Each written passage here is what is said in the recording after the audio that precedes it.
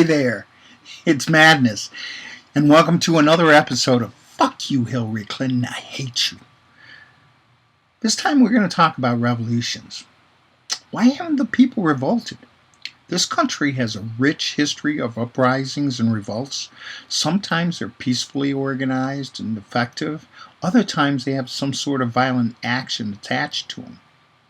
I've been thinking of the concept of revolution in this country, and if what Bernie Sanders called for, a political revolution, does that actually qualify? The definition of revolution, other than the one about celestial bodies circling in orbit, is one that has 5 definitions. 1. Sudden, radical, or complete change.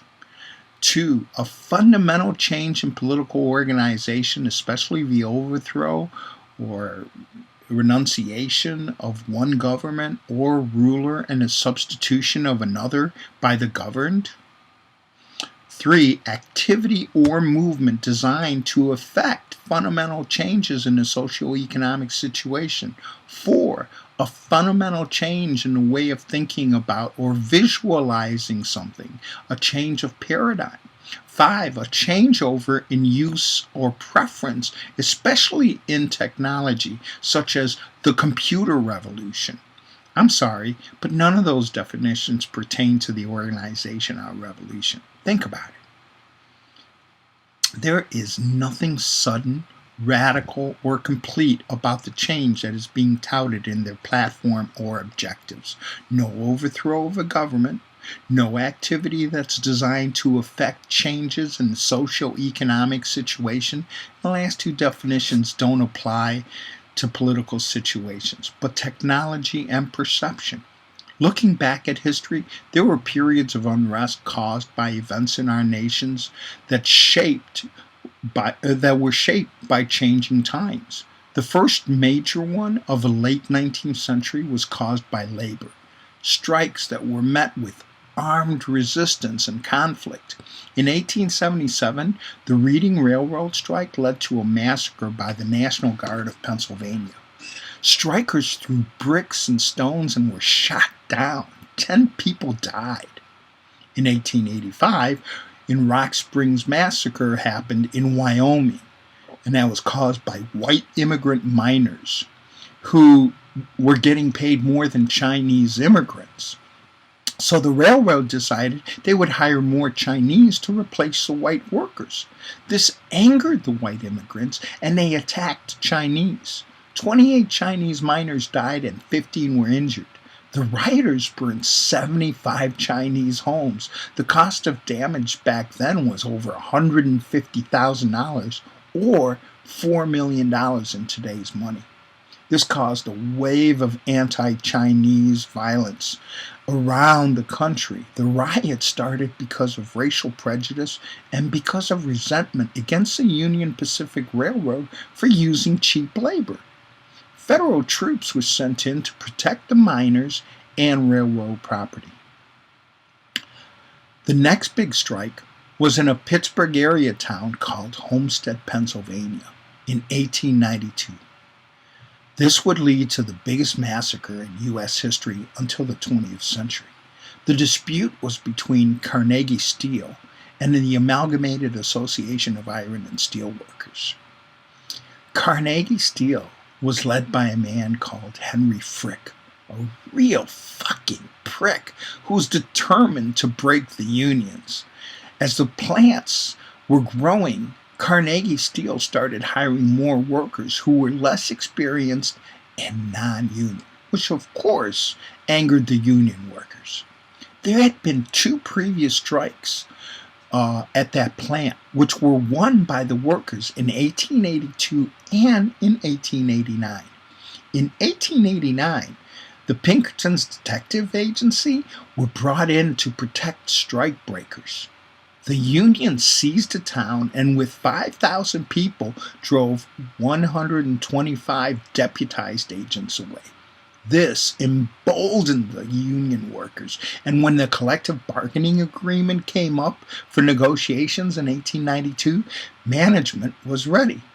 So were the union workers. There was a battle between Union workers and the Pinkertons, and the Pinkertons were driven away. The governor sent in the militia with 4,000 soldiers surrounding the plant, and another 2,000 overlooking the city. The company reopened the plant with strikebreakers. Many of them were black workers, and a race war between white and black non-union workers had broken out inside the plant. Someone tried to assassinate Frick in his New York office.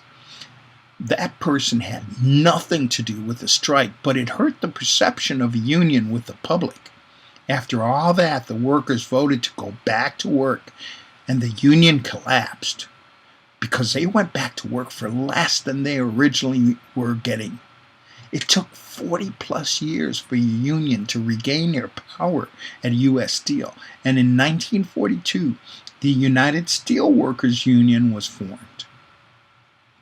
The next biggest labor uprising was called the Ludlow Massacre, when the Colorado National Guard and the company guards attacked a tent colony of 1,200 striking coal miners and their families in 1914.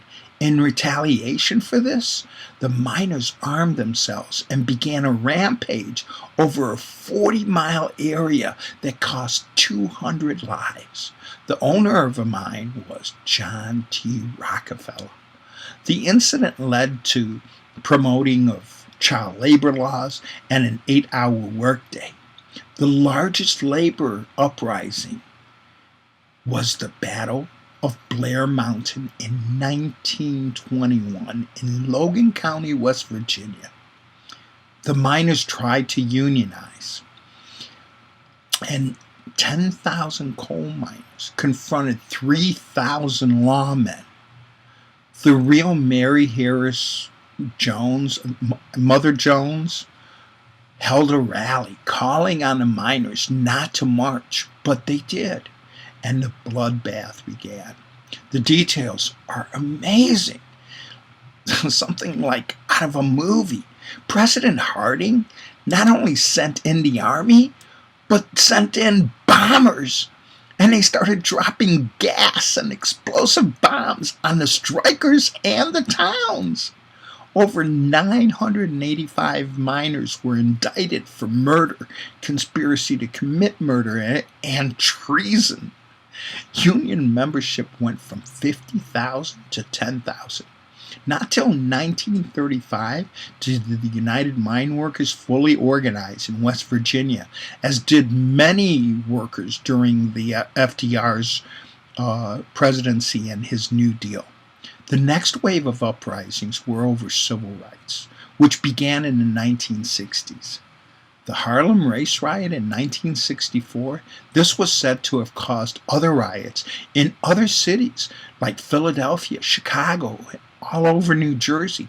This riot started when a police officer killed a 9th grader who he said had pulled a knife on him. Eyewitnesses in the school where the incident happened claimed there was no knife, and within a few days, protesters of police brutality led a revolt, and violence broke out in the community, where 500 people were injured and 465 people were arrested, and the police officer was cleared of all charges of the killing of a 15-year-old boy. In 1965, riots in Watts broke out of a traffic incident where a black motorist got beaten, and it led to 6 days of rioting and looting in LA. 34 people died. This was the worst riot until the Rodney King incident in 1992, where 55 people were killed and 2,000 people were injured and over $1 billion of damage was caused. Race riots happened throughout the 60s in Detroit, Omaha, Memphis, Newark, Milwaukee. And after the assassination of Dr. Martin Luther King in 1968, riots occurred in Detroit, New York, Washington, D.C., Chicago, Pittsburgh, Baltimore, Kansas City, Trenton, New Jersey, and they were huge. 1968 was also when the riots at the Democratic National Convention happened in Chicago. And in 1970, on the campus of Kent State University, 4 students were killed by the National Guard. I can go on and give you numerous uprisings like Wounded Knee, the Attica Prison Uprising, the New Mexico State Penitentiary, and many more. More recently, Ferguson and Baltimore had major riots over the deaths of black youth at the hands of the police. Not till the crash of 2008 and the subsequent bailout of banks that caused the uprising of the Occupy Wall Street movement did we have another major revolt in this nation. This time, it was started by social media, and it was over income inequality.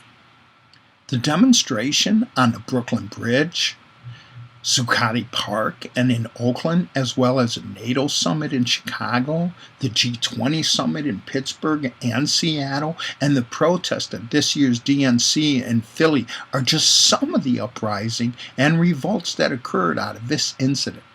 The problem is that many of these uprisings have been put down by either military or paramilitary forces employed by the government and by the corporations that were the cause of the unrest in the first place.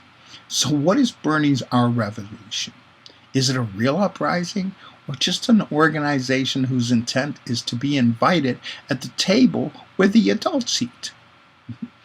I think it's neither. It's a money grab by Jeff Weaver to show the Democratic Party that they can raise money.